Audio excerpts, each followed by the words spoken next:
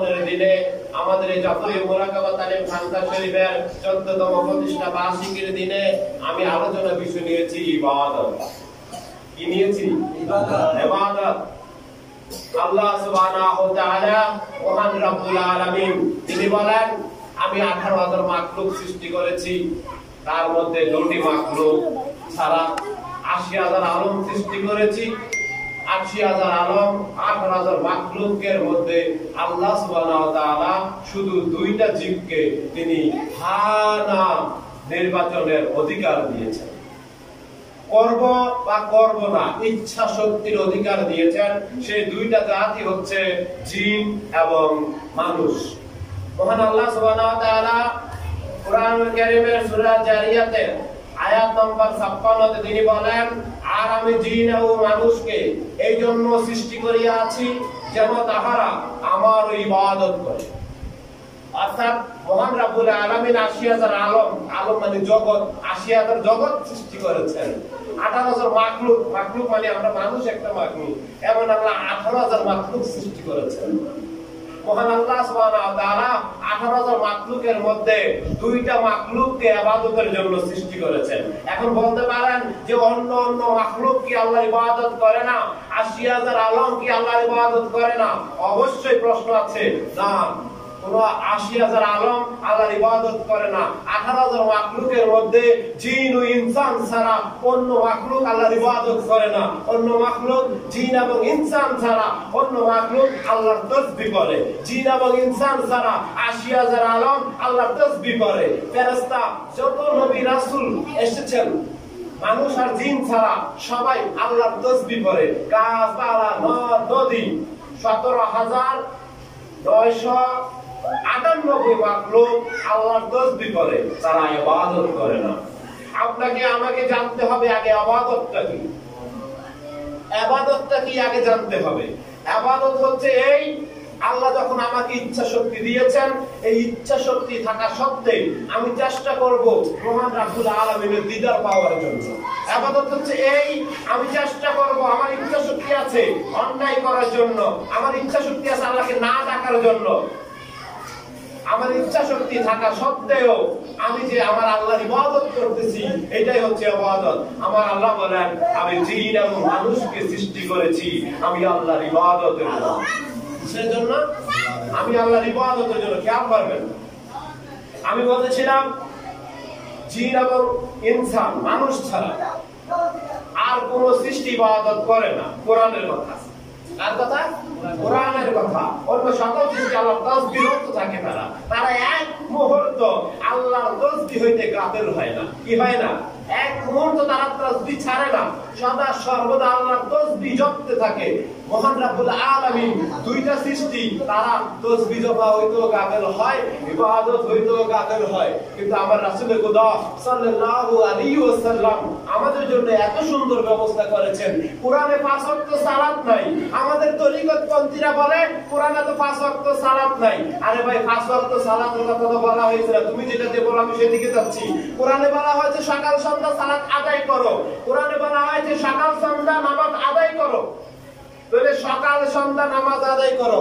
আপনি যখন বিভিন্ন প্রতিষ্ঠানে যাইবেন, বিশেষ করে স্বাস্থ্য সেবা প্রতিষ্ঠানে যাইবেন, সেখানে দেখা দেখবেন ওপেন ইজ ডোর 7/24। কি লেখা আছে? ওপেন ইজ ডোর 7/24। তার মানে কি? 7 মানে সপ্তাহে 7 দিন, 24 মানে 24 ঘন্টা দরজা খোলা। ওপেন ইজ ডোর 7/24 অর্থ কি? অর্থাৎ এই দরজা সপ্তাহে 7 দিন, ঘন্টায় 24 ঘন্টা খোলা, পাথর বন্ধ নেই। আমার আল্লাহ বলেছে কোরআনের মধ্যে সকাল সন্ধ্যা তোমরা সালাত আদায় করো। এখন 5 ওয়াক্ত সালাত আপনি কোরআনে খুঁজে পাচ্ছেন না। আমার রাসূল দেখাচ্ছে কিভাবে। আমার রাসূল সাল্লাল্লাহু আলাইহি ওয়াসাল্লাম বলেন, বান্দা যখন ফজরের সালাত আদায় করবে, জোহর পর্যন্ত সে সালাতরত থাকবে। বান্দা যখন জোহরের সালাত আদায় করবে, আসর পর্যন্ত সে সালাতরত থাকবে। বান্দা যখন আসরের সালাত আদায় করবে, সে মাগরিব পর্যন্ত সালাতরত থাকবে। বান্দা যখন মাগরিবের সালাত আদায় করবে সে এশা পর্যন্ত সালাতরত থাকবে, বান্দা যখন এশার সালাত আদায় করবে সে ফজর পর্যন্ত সালাতরত থাকবে। আমার আল্লাহ কয় আমার বান্দা সকাল সন্ধ্যা নামাজ পড়ো। আমার নবী কয় হে আল্লাহর বান্দারে তুমি যদি ফজর পড়ো জোহর পর্যন্ত সালাতরত, জোহর পড়ো আসর পর্যন্ত সালাতরত, আসর পড়ো মাগরিব পর্যন্ত সালাতরত, মাগরিব পড়ো ফজর এশা পর্যন্ত সালাতরত, এশা পড়ো ফজর পর্যন্ত সালাতরত। কিন্তু আমার আল্লাহ তো কয় দুই ওয়াক্তের কথা না, তুমি তো বুঝো নাই রে ভাই। আমার আল্লাহ কইছে সকাল সন্ধ্যা, যেমন করে স্বাস্থ্য সেবা দরজার মধ্যে লেখা থাকে ওপেন ইজ ডোর 7/24, সকাল সন্ধ্যা সালাত আদায় করো। তাই বলে দুই ওয়াক্ত না রে ভাই, 5 ওয়াক্তই সালাত আমার নবী মেরাজ থেকে এনেছে। কয় ওয়াক্ত? 5 ওয়াক্ত। আপনাকে আমাকে 5 ওয়াক্ত সালাত আদায় করার মাধ্যমে সকালে সন্ধ্যা 24 ঘন্টা নামাজরত থাকতে হবে। কিভাবে? সকাল সন্ধ্যা 24 ঘন্টা নামাজরত থাকতে পারি। এখানে দেখেন আমি বলতেছিলাম মানুষের মধ্যে আমরা যাহা দেখি তাহা কাবা। কি দেখি? মানুষের মধ্যে আমরা যাহা দেখি তাহা হচ্ছে কাবা। প্রমাণ কি? যখন আমি চলে যাই এই কাবারটাকে সবাই বলে লাশ, বডি, জিসিম, দেহ। কেউ কে আমাকে বলে এখন আমি যদি আজকে মারা যাই কালকে বা আমার মৃত্যুর পরে যারা আসবে আমাকে দেখার জন্য সবাই বলবে নয়ন ফকিরের লাশটা কোথায়, নয়ন ফকিরের দেহটা কোথায়, নয়ন ফকিরের জিসিমটা কোথায়, নয়ন ফকিরের বডিটা কোথায়। একবারও কেউ বলবে না নয়ন ফকির কোথায়, কারণ সবাই মনের অজান্তে সত্য ঘোষণা দিচ্ছে নয়ন ফকির চলে গেছে। সবাই মনের অজান্তে সত্য ঘোষণা দিচ্ছে নয়ন ফকির চলে গেছে। আমরা নয়ন ফকির চলে গেছে, মৃত্যুর স্বাদ গ্রহণ করেছে, এই জন্যই তো আমরা এসেছি। অর্থাৎ নয়ন ফকির তো মরে গেছে, নয়ন ফকির তো চলে গেছে, এখন তো তাকে আর কেউ বলে না নয়ন ফকির কোথায়। আমরা নয়ন ফকিরকে দেখতে চাই। যখন আমি মৃত্যুর স্বাদ গ্রহণ করব যারা আমাকে দেখতে আসবে তারা বলবে নয়ন ফকিরের দেহটা কোথায়, নয়ন ফকিরের বডিটা কোথায়। অর্থাৎ নয়ন ফকিরের কাবারটাকে দেখতে আসবে যাদের সাথে নয়ন ফকিরের সাথে সৌজন্য আছে, কি আছে, ভালো সম্পর্ক আছে, ভালোবাসা আছে, তারা আসবে দেহটা দেখতে, এই কাবারটা দেখতে। এই কাবারের মধ্যে যে ছিল, এই কাবার থেকে যে চলে গেছে সে হচ্ছে নয়ন ফকির। মনোযোগের দিকে দেই, এই কাবার থেকে যে চলে গেছে, এই কাবার মধ্যে যে ছিল সে হচ্ছে কি? মনোযোগ। আল্লাহুম্মা সাল্লি আলা মুহাম্মাদ ওয়া আলা আলি সাইয়্যিদিনা মুহাম্মাদ সাল্লাল্লাহু আলাইহি ওয়াসাল্লাম। বলতেছিলাম বন্ধুগণ, যখন আমি মৃত্যুর স্বাদ গ্রহণ করব আমাকে যারা ভালোবাসে তারা যখন আমাকে দেখতে আসবে তারা বলবে নয়ন ফকিরের বডিটা কোথায়, নয়ন ফকিরের দেহটা কোথায়, নয়ন ফকিরের জিসিমটা কোথায়। কেউ বলবে না নয়ন ফকির কোথায়, বলবে কেউ এই কথা বলবে না নয়ন ফকির কোথায়, সবাই বলবে নয়ন ফকিরের বডিটা কোথায়, নয়ন ফকিরের জিসিমটা কোথায়, নয়ন ফকিরের লাশটা কোথায়। লাশ দাফন করতে হবে, লাশ জানাজা দিতে হবে। অর্থাৎ নয়ন ফকিরের জানাজা হচ্ছে না, নয়ন ফকিরের দাফন হচ্ছে না, নয়ন ফকিরের লাশ, নয়ন ফকিরকে ধোয়ান হচ্ছে না। নয়ন ফকির তো চলে গেছে, নয়ন ফকিরের দেহটাকে ধোয়ান হয়েছে, নয়ন ফকিরের দেহটাকে কাফন করানো হচ্ছে, নয়ন ফকিরের দেহটাকে কবর নিয়ে যাওয়া হচ্ছে। এবার আসেন দেখেন মৃত্যু সম্বন্ধে যখন আলোচনা করা হয় শরীয়তের আলেম কয় যখন মানুষ মৃত্যুর স্বাদ গ্রহণ করে, যখন মানুষ মৃত্যুর স্বাদ গ্রহণ করে তখন সে বিশ্বাস করে না যে সে মারা গেছে।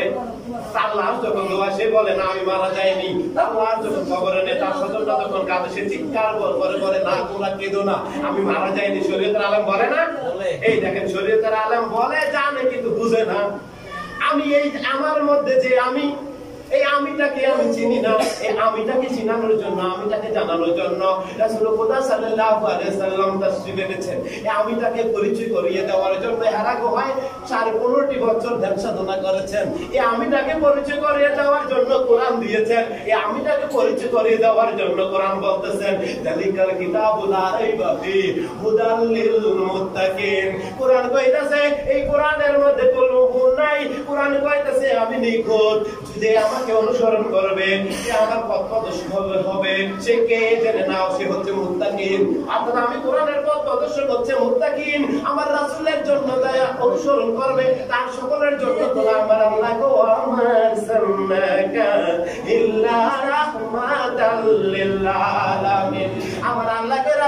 আমি আমার সমস্ত জগতের জন্য, কায়নাতের জন্য আপনি নবীকে আইডল করে পাঠিয়েছি, আপনি নবীকে আনুগত্য করে পাঠিয়েছি, আপনি নবীর আনুগত্য করবে এই জন্য পাঠিয়েছি।